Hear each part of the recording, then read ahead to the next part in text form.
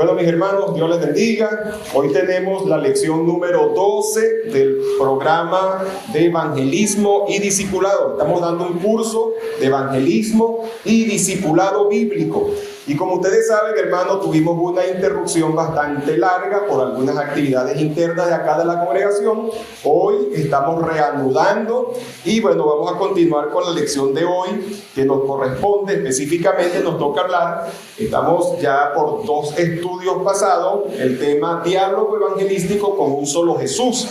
El diálogo evangelístico. Hablábamos de que al evangelizar, a veces nos vamos a conseguir con una persona de la línea religiosa, testigo de Jehová, solo Jesús y otras religiones, y que nosotros no tenemos el objetivo de discutir con nadie, ni de agredir verbalmente a nadie, pero como columnas y baluartes de la verdad, predicamos y debemos estar capacitados para saber cómo predicarles, para saber cómo responder a sus diversas objeciones que pudieran presentar. Entonces, específicamente hemos estado hablando en las 2 lecciones pasadas, hoy es la tercera de esa unidad, tiene que ver con el evangelismo a los pentecostales unidos, a los unicitarios, como también se les conoce. Les voy a invitar que busquemos en nuestras Biblias en Segunda de Juan, capítulo 1, y vamos a estar leyendo, bueno, ahí en pantalla tenemos los versículos 9 y 10, creo, pero vamos a estar leyendo acá, Segunda de Juan 1, y vamos a estar leyendo la palabra del Señor, desde el versículo 6, bajo la bendición del Padre, del Hijo y del Espíritu Santo. Y este es el amor, que andemos según sus mandamientos. Este es el mandamiento, que andemos en amor, como vosotros habéis oído desde el principio. Porque muchos engañadores han salido por el mundo, que no confiesan que Jesucristo ha venido en carne. Quien esto hace es el engañador y el anticristo. Mirad por vosotros mismos, para que no perdáis el fruto de vuestro trabajo, sino que recibáis galardón completo. Cualquiera que se extravía y no persevera en la doctrina de Cristo, no tiene a Dios. El que persevera en la doctrina de Cristo, ese sí tiene al Padre y al Hijo. Si alguno viene a vosotros y no trae esta doctrina, no le recibáis en casa, ni le digáis bienvenido, porque el que dice bienvenido participa en sus malas obras, dice el Señor. Amado Padre, en el nombre de Jesús, gracias por esta porción bíblica, gracias por permitirnos reanudar esta serie. Permite, Señor, que podamos administrar bien el tiempo que tenemos para esta sesión y permite que esta enseñanza pueda ser nutritiva para nuestras vidas espirituales, en el nombre de Jesús. Amén. Que Dios nos bendiga. Y les repito, tenemos esta es la tercera parte de esta unidad de cómo evangelizar a los pentecostales unidos o unicitarios. Ya hemos definido algo de eso.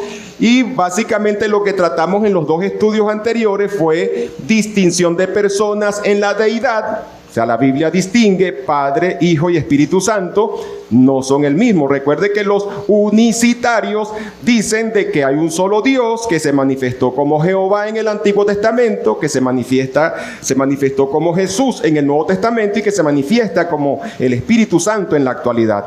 Es decir, eso se conoce también como modalismo. O sea, Dios en modo Padre, Dios en modo Hijo, Dios en modo Espíritu Santo. Lo que es un gran problema porque vemos que la Biblia distingue, que no, y eso lo vimos en el estudio pasado, el pasado o el antepasado, donde estuvimos hablando de esa distinción de personas. También vimos acerca de la salvación y el bautismo. Los pentecostales unidos, los unicitarios, ellos creen que el bautismo tiene poder salvífico.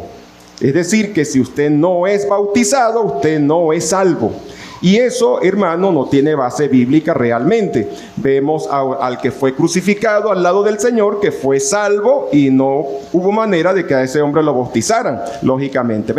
Ya vimos ese estudio y no voy a repetir lo que dimos allí, pero sí quiero destacar de que nosotros creemos que si una persona se entrega a Cristo ahorita y por alguna razón en esos pocos minutos después fallece, él se va con Cristo, como el mismo caso del ladrón que fue crucificado al lado del Señor Jesús. Pero también creemos que si una persona después de eso no quiere avanzar, no quiere bautizarse porque no quiere compromiso, su salvación pudiera tener perjuicio, pudiera tener inconvenientes, porque él niega a Cristo. Acuérdense que el bautismo es decir públicamente mi identidad y mi compromiso con Cristo. Y el Señor dice que quien le niegue delante de los hombres, y el que se niega a bautizarse le está negando, no quiere un compromiso público. El que le niegue también él lo negará delante de su Padre y de sus santos ángeles, dice la palabra del Señor. De manera que todo creyente que realmente ha nacido de nuevo, él anhela ser bautizado. Y si no ha sido bautizado es porque o no ha cumplido el tiempo, o está resolviendo situaciones de su estado civil. Hay una razón por la que él está o ella está en espera, pero en su anhelo está y en su decisión está de que quiere un compromiso mayor con Cristo. Entonces es importante que nos quede claro esa parte. Eso también lo mencionamos en ese estudio. Hoy básicamente lo que aspiro que desarrollemos son estos dos puntos. La fórmula bautismal. Acuérdense que los unicitarios dicen que solo y que la manera correcta de bautizar es en el nombre de Jesús. Y que usted y yo que fuimos bautizados en el nombre del Padre, del Hijo y del Espíritu Santo, realmente no estamos bautizados, que nuestro bautismo fue un bautismo pagano y realmente usted no es salvo, dicen ellos. Entonces queremos ver la base bíblica, cuál es el bautismo, cuál es la fórmula bautismal según la Biblia. La fórmula bautismal. Y yo aspiro poder cubrir, si no hoy, en el próximo estudio, la evidencia de que el cristianismo bíblico es trinitario.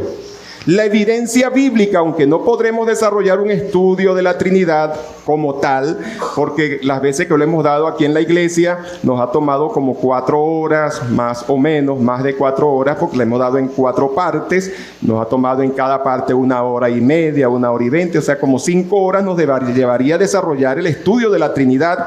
Y este curso como tal realmente tiene que ver es con el evangelismo. Y lo estamos incluyendo ese tema de la Trinidad por motivo de estos casos. El tema de los testigos que niegan la Trinidad, los testigos, los mal llamados testigos o los pseudo testigos de Jehová. Y los pentecostales unidos que también niegan la doctrina de la Trinidad. Entonces, sí veo necesario, para ya cerrar esta unidad, sí veo necesario que toquemos algo de la Trinidad. Aunque no sea un estudio completo y formal, yo espero poder proporcionarle suficiente evidencia bíblica para que usted diga si es una doctrina bíblica, no es una doctrina pagana. Sí, espero que eso pueda proporcionarles esa clase de convicción. Entonces, básicamente, hoy nos vamos a centrar en la fórmula bautismal y lo que nos permite el tiempo, pues, desarrollar parte de ese enfoque acerca de la Trinidad. Entonces, los pentecostales unidos afirman de que el bautismo correcto es en el nombre de Jesús, porque ellos ven en el Nuevo Testamento, en el libro de los Hechos, 4 casos, tal vez 5, donde se dice que se bautizaron en el nombre de Jesús, que ordenaron bautizarlos en el nombre de Jesús. Entonces, queremos aclarar de que ellos niegan el bautismo en el nombre del Padre, del Hijo y del Espíritu Santo. La razón real es porque ellos no creen en la Trinidad divina. Ellos rechazan la doctrina de la Trinidad divina y por lo tanto tienen una forma bautismal unicitaria, solo en el nombre de Jesús. Entonces, lo que vamos a examinar hoy es la razón por la que nosotros bautizamos en el nombre del Padre, del Hijo y del Espíritu Santo, y cuál es la fórmula bíblica y cómo podemos armonizar, porque acuérdense que la Biblia es la palabra de Dios y no se contradice. Entonces, ¿cómo podemos armonizar Hechos 28:19 con esos pasajes del libro de los Hechos donde parece que los bautizaron en el nombre de Jesús? Eso es lo que vamos a tratar de hacer en esta primera parte. Las razones que vemos acá, la primera que quiero que ustedes empiecen, que tomemos en cuenta, es que a lo largo de la historia de la iglesia, la fórmula bautismal que se usó fue en el nombre del Padre, del Hijo y del Espíritu Santo. Fue en 1914, y no tengo tiempo para darles esa historia, pero eso es una historia que es de dominio público, que usted la puede buscar en la internet, inclusive también la pueden conseguir en los libros que yo les he mandado al grupo, sobre el libro, por ejemplo, ¿Cuál camino? Allí usted puede ver la historia de los unicitarios, porque si me pongo a contar la historia, eso sí de verdad definitivamente me va a restar muchísimo tiempo. Lo que sí quiero decirle, y hay evidencia histórica, que fue a partir de 1914 que ellos empezaron a promover el bautismo. De hecho, varios que eran bautizados en el nombre del Padre, del Hijo y del Espíritu Santo, cuando ellos cayeron en esta herejía, se volvieron a bautizar ellos mismos, el uno al otro, y se bautizaron para bautizarse correctamente, según ellos, en el nombre de Jesús. Pero fue a partir de 1914. De hecho, después de esa fecha, las Asambleas de Dios los expulsaron a ellos por considerarlos un movimiento herético, hereje. De manera que allí comienza la historia de ese movimiento unicitario que se ha ramificado en varios grupos, porque realmente hay como 3 grupos que yo sepa. De este movimiento unicitario, de este movimiento que cree en el bautismo, en el nombre de Jesús, y que rechaza la doctrina de la Trinidad. Puse entre paréntesis Judas 3, porque Judas capítulo 1, versículo 3 y 4, donde nos dice que la fe cristiana nos fue dada una vez y por siempre. Y yo siempre les he dicho al explicarles o al comentarles ese texto, que realmente, hermanos, si una doctrina es nueva, no es bíblica, y para que una doctrina sea correcta, tiene que estar en el paquete original revelado en las Escrituras. De manera que si esta doctrina realmente surge es a partir de 1914, y aún muchos que no creían en la doctrina de la Trinidad se bautizaban con esa fórmula bautismal, y fue a partir de 1914 que se formalizó ese bautismo unicitario, realmente no está en la revelación bíblica original. La Biblia dice, ahí en Judas 1:3, de que la fe, que la doctrina nos ha sido dada una vez y por siempre. No hay nada que añadirle, no hay nada que quitarle. Y Pablo dice en Galatas 1:6 al 10, nos dice que si alguien nos predica un evangelio diferente, sea anatema. Y dice Pablo, si aún un ángel del cielo, un supuesto ángel del cielo nos predica un evangelio diferente, sea anatema. Eso dice la palabra del Señor. Nadie nos puede dar un mensaje diferente al que está revelado en la palabra del Señor. Yo siempre les digo, tal vez una doctrina sea nueva para usted no la sabía, pero quien se la transmite tiene que poder demostrársela con la Biblia en la mano. Si no te la pueden probar aquí, hermano, es una apostasía y tiene el anatema de Dios, la maldición de Dios, quienes tales promueven, o los tales que promuevan esa doctrina. Entonces, primer punto, en favor y en contra, en favor del bautismo trinitario y en contra del bautismo unicitario. Hermano, debo destacar de que esta fórmula bautismal trinitaria fue dada por Jesús directamente en el marco de la Gran Comisión. Y yo quiero subrayar los versículos 18 y 20. Vaya conmigo un momentico. Yo sé que todos conocen ese pasaje, pero yo quiero que ustedes vean algo que a menudo se pasa por alto. Mateo 28, yo quiero que presten especial atención a los versículos 18 y 20, aunque en el 19 es donde está la fórmula bautismal trinitaria. Mire cómo comienza Jesús diciendo en el 18. Y Jesús se acercó y les habló diciendo, toda potestad me es dada en el cielo y en la tierra. Por tanto, id y hacer discípulos a todas las naciones, bautizándolos en el nombre del Padre y del Hijo y del Espíritu Santo, enseñándoles que guarden todas las cosas que os he mandado. Y he aquí, yo estoy con vosotros todos los días hasta el fin del mundo. Amén. Observe el versículo 18. Jesús basa su mandato de ir y hacer discípulos en la autoridad absoluta que Él tiene. Él dice, toda potestad me es dada en el cielo y en la tierra. Él está diciendo, yo soy la cabeza de la iglesia, yo soy la máxima autoridad.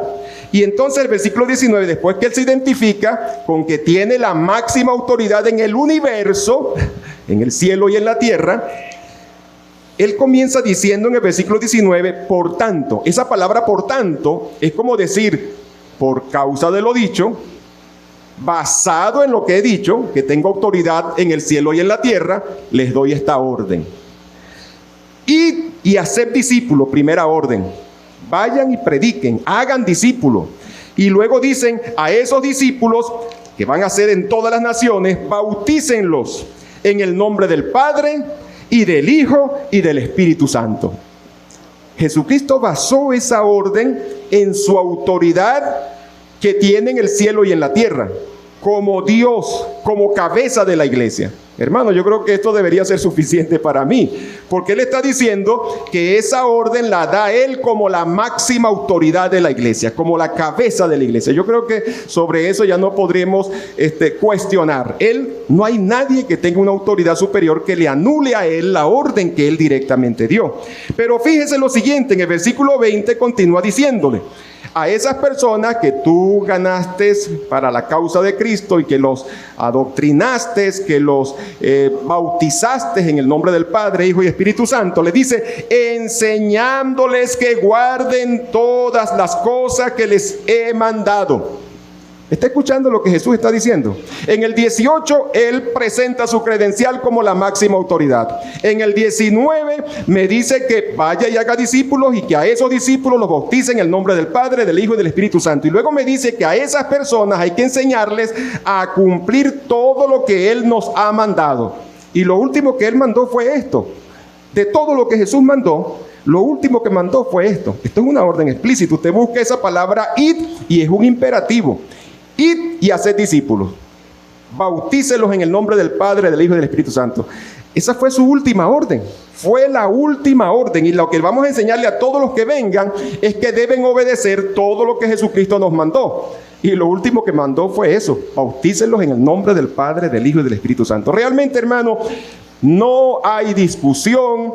No hay una discusión valedera. Si alguien no reconoce la autoridad de Jesús, no es cristiano. Si alguien no reconoce y no respeta la palabra de Jesús, realmente no puede ser nacido de nuevo, porque los creyentes reconocemos a Cristo como la cabeza de la iglesia, como la máxima autoridad. Y Jesucristo dice, y este es mi tercer punto, aquí en Mateo 7, 21 al 23, que todos aquellos que le llaman Señor, pero que no hacen lo que Él dice, Él los va a desconocer en el día postrero. Muchos me dirán en aquel día, Señor, Señor, en tu nombre profetizamos, hicimos milagros. Y Él les declarará, no te conozco, nunca te conocí, apártate de mí, hacedor de maldad. Porque le llamas Señor, pero no lo obedeces. Y si yo lo llamo Señor, no basta con darle el título de Señor. Debo hacer lo que Él dice, debo obedecerlo. Entonces, y eso por supuesto no se limita al bautismo trinitario, se extiende a todo lo que dice la palabra de Dios. Pero aquí está la última orden que dio nuestro Señor: debo obedecerle. De manera que estos están desafiando abiertamente la autoridad de Jesús. Estas personas que insisten en que la fórmula trinitaria es incorrecta, que la fórmula correcta es en el nombre de Jesús. Por otra parte, debemos aclarar que en el libro de los Hechos sí aparece en 5 ocasiones, 4, pero podríamos incluir una quinta, yo se las incluí allí, ya se las voy a mostrar, en que pareciera sugerir, y digo pareciera porque no me están describiendo una situación donde están bautizando a alguien y que digan, fulano de tal, te bautizo en el nombre de Jesús. No aparece esa actividad, esa ceremonia donde realmente están bautizando a alguien. Usted puede ver los 5 casos que vamos a ver en el libro de los Hechos y realmente están diciendo que lo van a hacer, háganlo o lo hicieron. O sea, bautícelos en el nombre de Jesús o fueron bautizados en el nombre de Jesús. Gloria a Dios. Lámpara es a mis pies tu palabra y lumbrera mi camino. Y espero que esta palabra, hermano, que está siendo predicada, le alumbre el camino. Porque, como dije al principio, hermanos, estos señores, estos pentecostales unidos, son proselitistas. ellos abordan especialmente a los nuevos creyentes o a los creyentes que están frágiles en la doctrina, en el conocimiento, los confunden, los envenenan y se los llevan, hermanos, los arrastran a la apostasía. Entonces yo espero, como dice el cántico, y tomémoslo como de parte del Señor, lámpara es a mis pies tu palabra. Si usted tropieza, no es porque no le hemos proporcionado dirección, sino porque ha sido negligente en incorporar esa dirección a su conocimiento. Yo les decía que en el libro de los Hechos sí hay unos casos donde se hace referencia a bautizar en el nombre de Jesús. Recuerde que la palabra de Dios no se contradice. Pedro ni ninguno de los que aparecen en los Hechos pueden contradecir la autoridad de Jesús, porque todos ellos llamaban a Jesús Señor. Y todos ellos, Pedro y todos los apóstoles, sabían que en la gran comisión Jesús les dijo: bauticen en el nombre del Padre, del Hijo y del Espíritu Santo. Entonces, me parece absurdo que unas personas que estuvieron dispuestos a morir por obedecer a Cristo, por no serle infiel a Cristo, iban a desobedecerle a Cristo en algo tan sencillo, en que no había ningún peligro, sino que ellos sabían que Jesús les había dicho, o sea, no había ningún peligro de muerte, no había ninguna amenaza. No creo que ellos deliberadamente iban a desobedecer una orden directa de nuestro Señor. Es evidente de que estos pasajes tienen que armonizar. Me llama, y quiero aprovechar de mencionarlo, porque hace tiempo un predicador unicitario hizo este desafío. Él decía estas palabras: voy a ofrecer, no recuerdo qué monto en dinero, dijo él, iba a dar una recompensa a quien me muestre un caso en la Biblia en que alguien fue bautizado en el nombre del Padre, del Hijo y del Espíritu Santo. Bueno, realmente, porque él dice, o sea, si me sacan Mateo 28, 19, ahí no están bautizando a nadie, ahí está una fórmula, una orden de una fórmula bautismal trinitaria, pero no están bautizando a nadie. Bueno, el caso, porque él piensa de que en Hechos 5 tenemos casos de alguien que está siendo bautizado. Pero si usted lee los 5 casos, se va a dar cuenta que no están bautizando a nadie. Es decir, fueron bautizados o van a ser bautizados, bautícenlos en el nombre de Jesús, pero no aparece la ceremonia donde fulano de tal te bautizo en el nombre de Jesús. O sea, realmente tampoco en los Hechos hay ninguna descripción donde alguien fue bautizado. Solamente está el indicativo de que lo bautizaron en el nombre de Jesús o que fueron bautizados en el nombre de Jesús. Ahora, pero usted me dirá, pero bueno, está dicho en el nombre de Jesús. Ahora voy a mi punto. ¿Cómo entendemos? Porque esos dos pasajes tienen que armonizar. La Biblia no se puede contradecir. Yo quiero irme a esos pasajes. Primero quiero mostrarles los pasajes donde aparecen. Estos son los pasajes. Son 5. Tenemos el primero de Hechos 2:38. Arrepentíos y bautícese cada uno de vosotros en el nombre de Jesús. Fíjense que en ese momento Pedro está predicando. Él no está bautizando. La narrativa allí no me está describiendo el momento en que Pedro lo bautiza o que las personas, los ministros, los apóstoles bautizaron a esas personas. No, él está predicando y les dice a ellos: arrepentíos y bautícese cada uno de vosotros en el nombre de Jesucristo. Y realmente, si le metemos un poquito más la lupa a ese texto, piensen esto: los judíos creían en Jehová, el creador de todas las cosas, porque ahí estaba hablándole Pedro a judíos. Y creían también en el Espíritu Santo. Ellos no creían en Jesucristo. Lo habían rechazado, lo habían crucificado. Pero en ese momento, compungidos por lo que Pedro les estaba diciendo, ellos preguntaron: ¿qué haremos? Y allí Pedro les dice: arrepiéntanse y bautícense en el nombre de Jesús. Una vez que ellos fueran bautizados, se convirtieron en trinitarios, porque ahora creían en Jehová, creían en el Espíritu Santo y creían en Jesús. Fueron bautizados e inmediatamente completaron su fe, porque ahora creían en Jesús también y eran trinitarios en la práctica. Realmente, repito, ahí no estaban siendo bautizados, pero cabe la pregunta: ¿por qué dicen el nombre de Jesús? ¿Por qué no les dice? Tal vez en el primer texto podemos argumentar, bueno, porque ellos creían en Jehová y creían en el Espíritu Santo, pero no creían en Jesús. Y era para que ellos pudieran ver a Jesús, el Mesías, como quien es realmente. Pero en los versículos, por ejemplo, como en Hechos 8:18, sino que solamente habían sido bautizados en el nombre de Jesús, no habían recibido el Espíritu Santo, no habían sido bautizados en la promesa del Espíritu Santo, sino que solamente habían sido bautizados en el nombre de Jesús. ¿Por qué dicen el nombre de Jesús? ¿Por qué no dice habían sido bautizados en el nombre del Padre, del Hijo y del Espíritu Santo? Esa es la pregunta que sigue en pie. Y mandó bautizarles en el nombre del Señor Jesús. Eso fue el caso cuando Cornelio, ¿se acuerdan? Que fue Pedro, que el Señor le mostró una visión, y estando él hablando, el Espíritu Santo descendió sobre ellos, y entonces ellos dijeron, bueno, y si estos que recibieron al Espíritu Santo como nosotros, que impide que los bauticemos. Y entonces dice, y mandó bautizarles. Nuevamente no los está bautizando, sino que se dice que hubo una orden de que lo hicieran.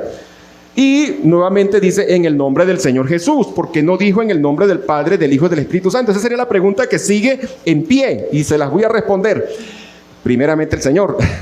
Cuando oyeron esto, Hechos 19:5, fueron bautizados en el nombre del Señor Jesús.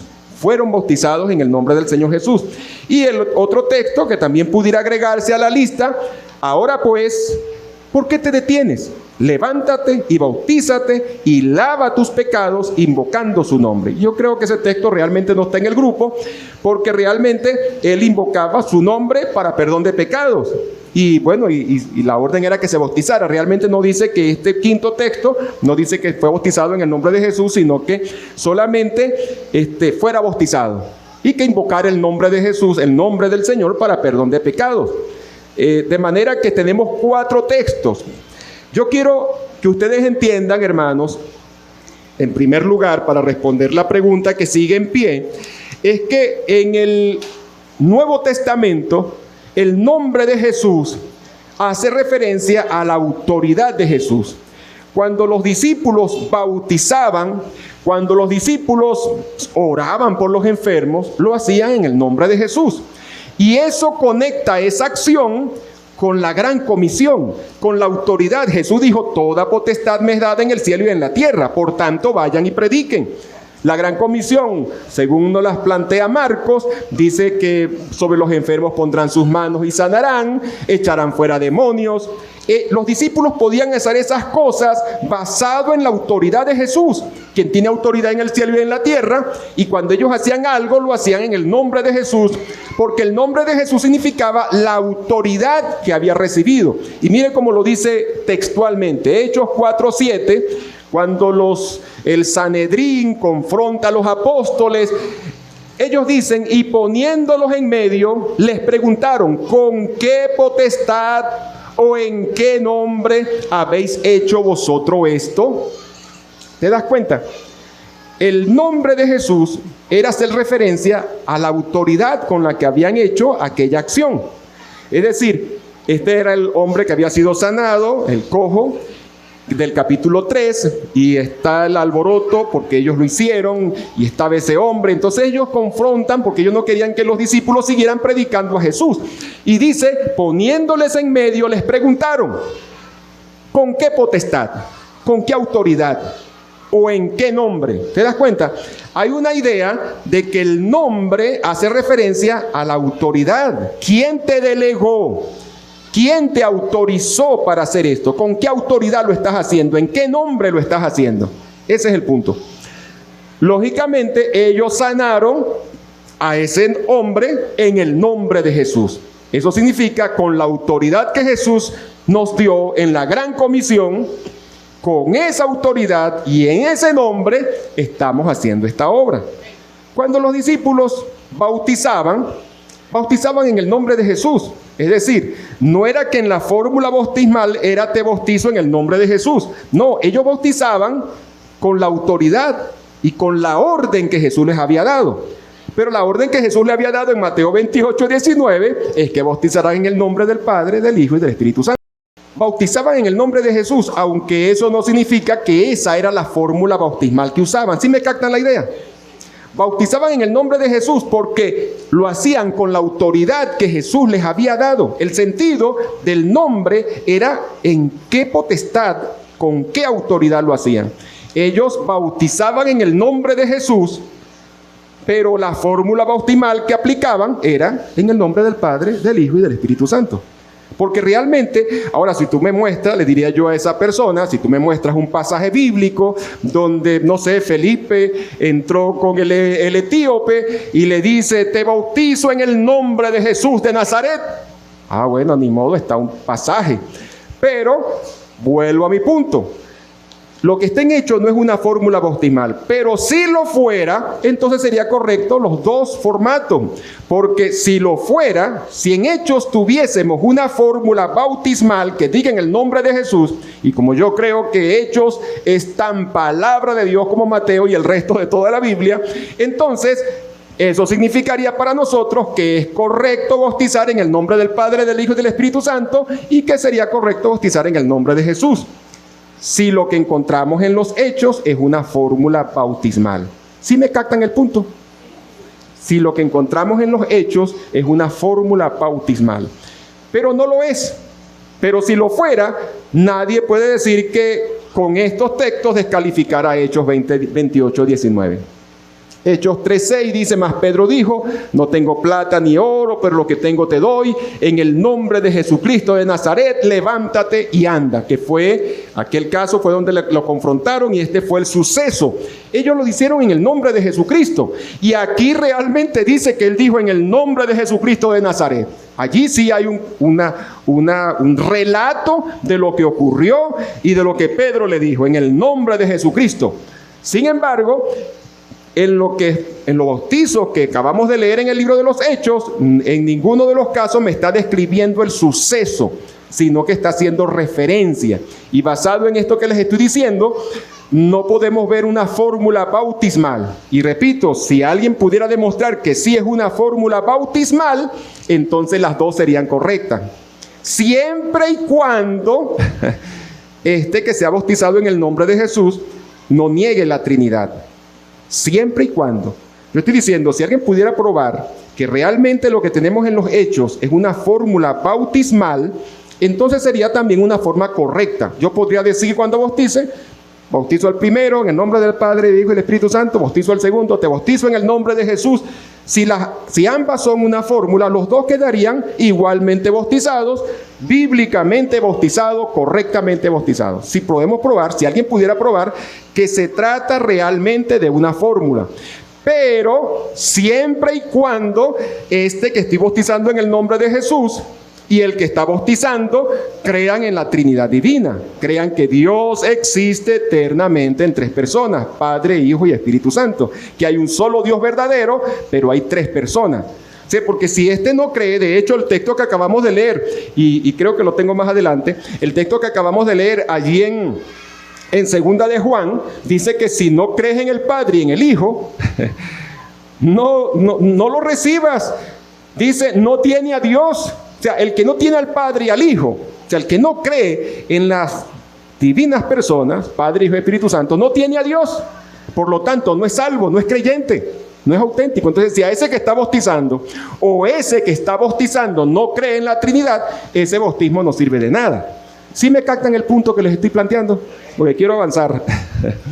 Ok, tenemos el otro texto, bueno, que no lo leí, el de Hechos 9:15. El Señor dijo, ve, porque instrumento escogido me es para llevar mi nombre.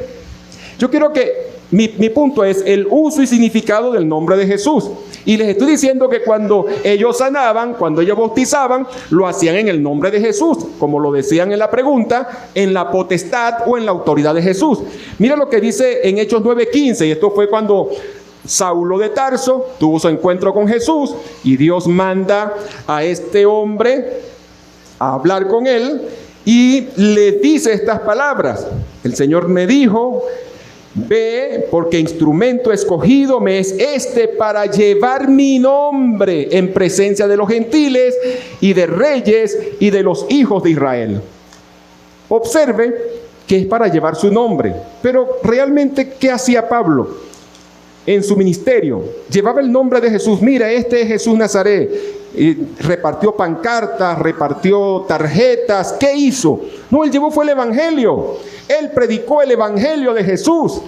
Predicó la buena nueva de salvación. Y eso era llevar su nombre. Porque él fue el que nos dio la gran comisión de predicar este evangelio a toda criatura. Él llevaba su nombre en ese sentido, pero literalmente lo que hacía era predicar el evangelio. El texto que les decía, si la persona realmente que está bautizando o el que está siendo bautizado no cree en la Trinidad, niega la Trinidad, lógicamente ese bautismo no va a ser válido. Cualquiera que se extravía y no persevera en la doctrina de Cristo no tiene a Dios. El que persevera en la doctrina de Cristo, ese sí tiene al Padre y al Hijo. Se está creyendo que hay un Padre y que hay un Hijo y que no es la misma persona. Porque yo no puedo ser padre de mí mismo. Y ya vimos una distinción de personas entre el Padre, el Hijo y el Espíritu Santo. Entonces, él debe creer que hay una Trinidad, que hay un Padre, Hijo y Espíritu Santo. Si alguno viene a vosotros y no trae esta doctrina, esta que estamos hablando de la deidad de Cristo, de que existe el Padre y que hay una Trinidad, no trae esta doctrina, no le recibáis en casa, ni le digáis bienvenido, porque el que le dice bienvenido participa en sus malas obras. Y ya explicamos el sentido de no recibirle, de no decirle bienvenido, ya lo explicamos, y como quiero ganar tiempo, no lo voy a volver a explicar, pero el que no lo recuerda, bueno, vea el video anterior. Dios le bendiga. Continuamos entonces. En los Hechos aparece en el nombre de Jesús, pero no como una fórmula bautismal. Y si llegáramos a la conclusión de que sí se trata de una fórmula bautismal, ambas deberían ser correctas, siempre y cuando realmente no se niegue la Trinidad divina. Esa es mi conclusión a ese punto. La Biblia no se contradice. Si fuese una fórmula, ambas serían concretas, bueno, lo que acabé de decir, mientras que no nieguen la doctrina de la Trinidad. Y fíjense que en Hechos 8:37, me llama mucho la atención, quiero irme un momentico a Hechos 8:37, porque de hecho ahí pone énfasis en ese punto. Está como quien dice para agregarlo al de Juan 1:9 y 10, que ya lo leímos. Hechos 8:37, mire cómo dice, cuando Felipe bautizó al etíope, mire las palabras que le dijo en el 37. Felipe dijo, si crees de todo, porque el etíope le dijo, mira, ahí hay agua, ¿qué impide que yo me bautice? Y entonces Felipe le dice estas palabras, si crees de todo corazón, bien puedes. Y respondió y dijo el etíope, creo que Jesucristo es el Hijo de Dios. ¿Te das cuenta? Él creía en el Padre, creía en el Hijo y creía en el Espíritu Santo. De hecho, en este pasaje vemos actuando al Padre, al Hijo y al Espíritu Santo. Porque, por ejemplo, en el versículo 26 dice que un ángel del Señor le dijo a Felipe, desciende, levántate y ve al sur. Y luego en el versículo 29, tienen el texto abierto allí, el pasaje, y el Espíritu dijo a Felipe, acércate y júntate a ese carro. Y luego en el 37, lo que le dijo Felipe y el etíope, y luego en el versículo 39 dice, cuando subieron del agua, después que bautizó al etíope, el Espíritu del Señor arrebató a Felipe y el eunuco no le vio más y siguió gozoso su camino. De manera que vemos ahí actuando al Espíritu Santo, vemos la presencia también del Padre y vemos la presencia del Hijo. La Trinidad divina en acción, mi hermano, para salvar a un hombre que probablemente fue el semillero para que el evangelio se abriera, se extendiera hacia esa zona. Gloria al nombre del Señor. Entonces, continuamos con nuestro análisis, los primeros cristianos y la fórmula bautismal. Yo quiero llamar su atención y tengo, hermano, mire, los cristianos después de los apóstoles, lo que se conoce como los padres de la iglesia, esos años inmediatos, el segundo siglo, tercer siglo, hay evidencia de que la fórmula bautismal que ellos usaron fue trinitaria. Hay una evidencia, dos evidencias contundentes, hay muchas, pero dos evidencias contundentes. Una de ellas son las catacumbas. ¿Qué son las catacumbas? Eran unos túneles que estaban por debajo de Roma, que cuando perseguían a los cristianos, como la gente de esa sociedad era supersticiosa, ellos no les gustaba meterse por esos túneles porque los usaban como cementerios, ellos les daba miedo, le parecía que les traía mala suerte, que era de mal agüero, no sé, la gente evitaba. De hecho, los que hacían los entierros eran los esclavos, eran los que tenían la misión de meter los cuerpos y sepultarlos allí.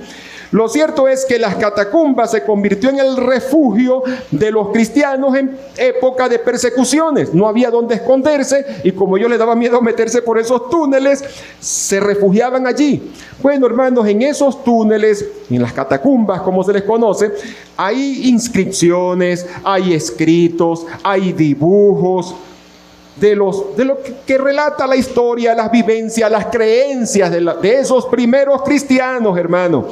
Vemos ahí dibujos donde están reunidos como en un culto y las mujeres tienen su cubierta, el velo, la cubierta. Eso se ve en las catacumbas. Parece que no es algo nuevo, que era una práctica común. Pero además de eso vemos que la fórmula bautismal que aplicaban era trinitaria, en el nombre del Padre, del Hijo y del Espíritu Santo, escrito en muchas partes. Pero además de esa evidencia que está al alcance y que se puede verificar porque arqueológicamente existe, tenemos también lo que se llamaba el Didaché. El Didaché, hermano, era el manual de doctrina de la iglesia primitiva. El Didaché es como decir instrucción en griego, como decir enseñanza. Era lo que se conocería como el manual de doctrina. Yo sé que eso no es un libro inspirado divinamente y que pretendía resumir las lecciones principales de la iglesia de Cristo en esa, vamos a decir, en esa parte de la historia, cómo resumir, pues, cómo estaba la enseñanza, la instrucción. Bueno, hermano, ahí en la Didaché, en el capítulo 7, yo creo que lo transcribí por aquí, en el capítulo 7, aquí lo transcribí, la tengo en físico también, dice en el capítulo 7, en cuanto al bautismo, este es el modo de bautizar. Habiendo dicho previamente esto, es decir, habiendo dicho previamente esto, las lecciones anteriores, los capítulos anteriores, habiendo dicho previamente esto, bauticen en el nombre del Padre y del Hijo y del Espíritu Santo en agua corriente. Y luego dice, y si no hay agua corriente, en agua estancada, si no hay agua estancada, en aguas termales. Y también dice, los bautizantes y el que va a bautizar 2 días antes deben meterse en ayuno. También dice, en la práctica de la iglesia primitiva era esa la fórmula bautismal y preferiblemente en agua corriente, pero como algunos vivían en algunos sitios, aguas termales, aguas tibias, dice ahí en la Didaché. Y luego te dice también de que tenían, tanto el que iba a bautizar como los que iban a ser bautizados, tenían que entrar en ayuno 2 días antes, tenían que ayunar. Qué buena práctica, ¿verdad? ¿Qué les parece? Los nuevos bautizados, los que van a entrar ahorita, una buena práctica, que hace unos ayunitos, hermano. Dios me los bendiga. Entonces, hay evidencia, y repito lo que dije al principio, fue en 1914 que se comenzó esa herejía de bautizar en el nombre de Jesús. Tenemos el cristianismo bíblico es prioritariamente trinitario, es esencialmente, es la palabra que omití allí. El cristianismo bíblico es esencialmente trinitario. Y hermano, yo pretendo ahorita comenzar, y no lo voy a desarrollar porque vamos a dejarlo para no sacrificar información sobre el tema de la Trinidad. No sé qué tiempo llevo ya allí, vamos a ver acá.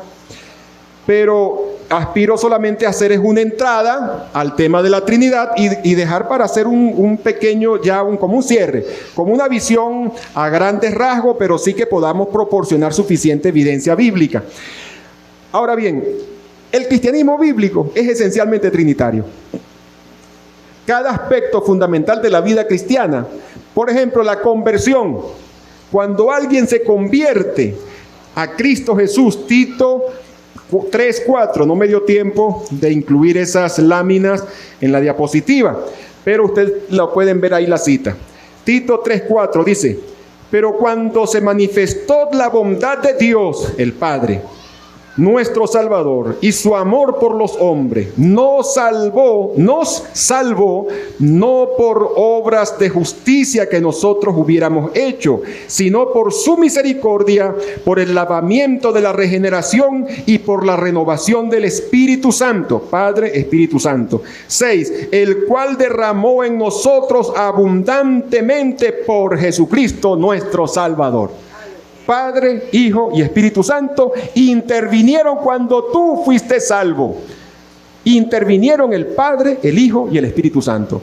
Otro pasaje, el bautismo. Ya vimos que Jesucristo ordenó que al bautizarte fuera en el nombre del Padre, del Hijo y del Espíritu Santo. La comunión de los creyentes, nuestra comunión, hermanos, segunda a Corintios, mire cómo lo dice en segunda a Corintios, la bendición apostólica.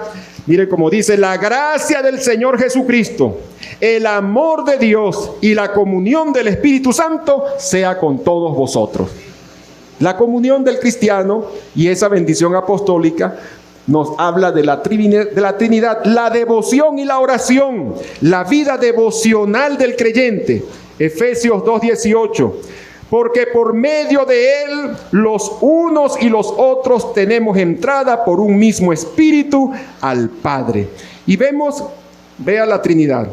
Por medio de él, él al que está hablando en el versículo 13 dice: pero ahora en Cristo Jesús. Él hace referencia a Jesucristo. Los unos y los otros tenemos entrada por un mismo espíritu, el Espíritu Santo, al Padre. Nuestra comunión, nuestra devoción es a través del Padre, Hijo y Espíritu Santo. Tenemos el ministerio. Y bueno, tenemos ahí 1 Corintios 12, 6 al 4 al 6. De hecho, voy a leérselo desde el 3 para que vean el cuadro más completo. 12, 3 al 6, mire cómo dice: por tanto, os hago saber que nadie que hable por el Espíritu de Dios llama anatema a Jesús. Y nadie puede llamar a Jesús Señor sino por el Espíritu Santo. Ahí está hablando distinguiendo las personas y a la vez también mostrando la interrelación. En el 4. Ahora bien, hay diversidad de dones, pero el Espíritu es el mismo. Hay diversidad de ministerios, pero el Señor es el mismo. Y hay diversidad de operaciones, pero Dios, que hace todas las cosas en todos, es el mismo. Es decir, el ministerio cristiano involucra Padre, Hijo y Espíritu Santo. El ministerio cristiano. La unidad cristiana, somos uno en Cristo, pero mira cómo lo presenta aquí Efesios 4 y 6. Un cuerpo y un espíritu, como fuisteis también llamados en una misma esperanza de vuestra vocación. Un Señor, una fe, un bautismo, un Dios y Padre de todos, el cual es sobre todos y por todos y en todos. Padre, Hijo y Espíritu Santo, la unidad cristiana. Intervienen Padre, Hijo y Espíritu Santo. La perseverancia cristiana. El que tú puedas permanecer firme, hermano, hasta la venida del Señor, fiel a Cristo, aunque es algo que tú debes procurar con diligencia en hacer firme tu vocación y elección. Sin embargo, es por la obra del Padre, el Hijo y el Espíritu Santo. Mira cómo dice el verso 20 y 21. Pero vosotros, amados, edificándoos sobre nuestra santísima fe, orando en el Espíritu Santo, conservaos en el amor de Dios, esperando las misericordias de nuestro Señor Jesucristo para vida eterna. Padre, Hijo y Espíritu Santo. Aquí en este punto entraríamos en dar datos que nos den base para creer en la Trinidad, que podamos ver, porque, y quiero que se vayan con estas ideas en mente, es cierto que el término Trinidad no aparece en la Biblia, pero tiene una explicación y se las voy a dar en el próximo estudio, así que no se lo pierda. ¿Cómo explicar que ese término no aparezca en la Biblia? ¿Inventaron los teólogos la doctrina de la Trinidad o la doctrina de la Trinidad es realmente bíblica? Vamos a probarlo con la Biblia en la mano, porque yo tengo que mostrarle evidencia bíblica donde usted la pueda ver, donde usted pueda ver con sus propios ojos que realmente lo reveló Dios en su palabra. De manera que ese estudio ya lo vamos a estar desarrollando, es en la próxima lección. Bueno, esta es parte de ese análisis. Sin embargo, mis estimados, quiero cerrar, acabamos de leer en el Judas 20 y me gustaría ya para el cierre de esta lección, que queda todavía pendiente, en terminar de leer los versículos que siguen de Judas. Quiero leer los versículos 22. A algunos que dudan, convencedlos. A otros, salvad, arrebatándolos del fuego. Y a otros y de otros, tened misericordia, con temor, aborreciendo aún la ropa contaminada por su carne. Y aquel que es poderoso para guardaros sin caída y preservaros sin mancha delante de su gloria con gran alegría, al único y sabio Dios, nuestro Salvador, sea gloria y majestad, imperio y potencia por todos, desde ahora y por todos los siglos. Amén. Gloria al Señor. Oremos al Señor. Amado Padre, en el nombre de nuestro Señor Jesucristo, te doy las gracias por la oportunidad de desarrollar esta lección. Pido, Señor, que haya sido nutritiva para nuestra vida espiritual, que tu Espíritu Santo revele a nuestros corazones, a la luz de tu palabra, tú abras el entendimiento y que todos podamos ver claramente la base bíblica, Señor, de lo que estamos planteando según tu palabra. En el nombre de Jesús. Amén. Dios les bendiga.